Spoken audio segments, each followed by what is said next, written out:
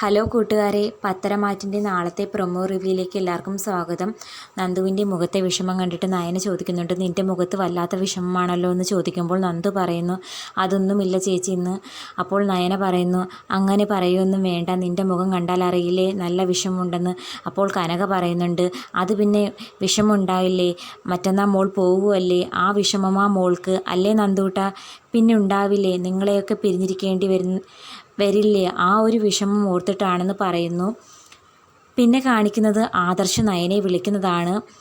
ആദർശ് വിളിച്ച് പറയുന്നുണ്ട്, വിഷുവായിട്ടും എൻ്റെ ഭാര്യയെ കണി കാണാൻ പറ്റാത്ത വിഷമം എനിക്ക് നല്ലപോലെ ഉണ്ടെന്ന് പറയുന്ന ആ സമയത്ത് നയന പറയുന്നു, ഇതിനു മുന്നേ ഭാര്യയെ കാണുന്നത് പോലും ഇഷ്ടമായിരുന്നില്ലല്ലോ.